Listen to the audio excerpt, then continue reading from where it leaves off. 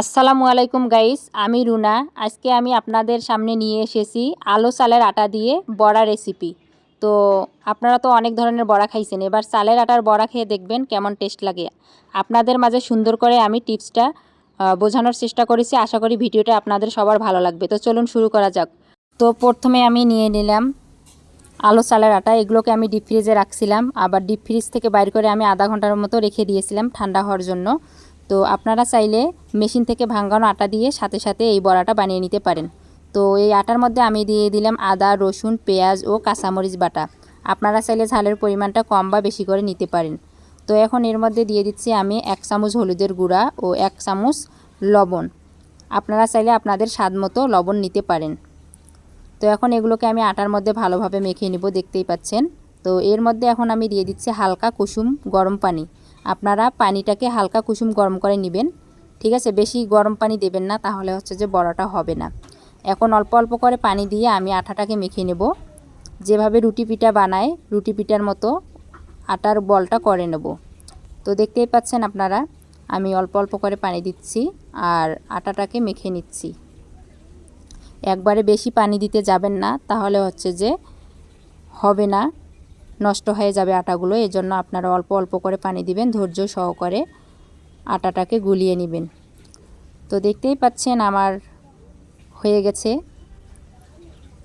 তো এরকম শক্ত করে করে নেবেন, ঠিক আছে? তো আমার হয়ে গেছে, এখন আমি বড়া বানাবো।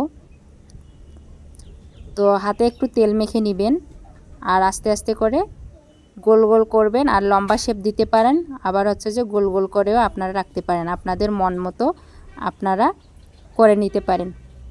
তো আমি লম্বা লম্বা করে নিচ্ছি, আবার গোল গোল করে নিচ্ছি, দেখতেই পাচ্ছেন।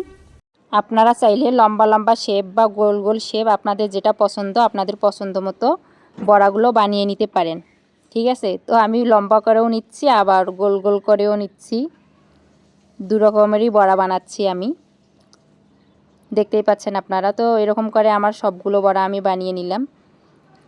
আমার বড়া বানানো শেষ, এখন আমার ভাজার পালা। দেখতেই পাচ্ছেন আমি সবগুলো বড়া তেলের মধ্যে ভেজে নিচ্ছি। তো দেখেন গাইস, কালারটা কত সুন্দর এসেছে। তো অবশ্যই আপনারা বাসায় ট্রাই করবেন এই বড়া।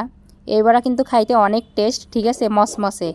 আপনারা না খেলে বুঝতে পারবেন না যে কতটা স্বাদ এই বড়ার। তো আমার সবগুলো বড়া ভাজা শেষ, দেখতেই পাচ্ছেন আপনারা। আমি সবগুলো বড়া ভেজে নিয়েছি। তো দেখেন গাইস, কতটা সুন্দর হয়েছে, কালারটা কতটা সুন্দর এসেছে, মসমসে, একবারে মসমসে। তো আপনাদের একটা আমি ভেঙে দেখাই, দেখেন। ভাঙলাম আমি বড়াটা, দেখেন কত সুন্দর মসমসে। তো অবশ্যই আপনারা সবাই এই বড়াটা বাসায় ট্রাই করবেন, আর অবশ্যই আমাকে কমেন্টস করে জানাবেন খেতে কেমন লেগেছে। ধন্যবাদ সবাইকে।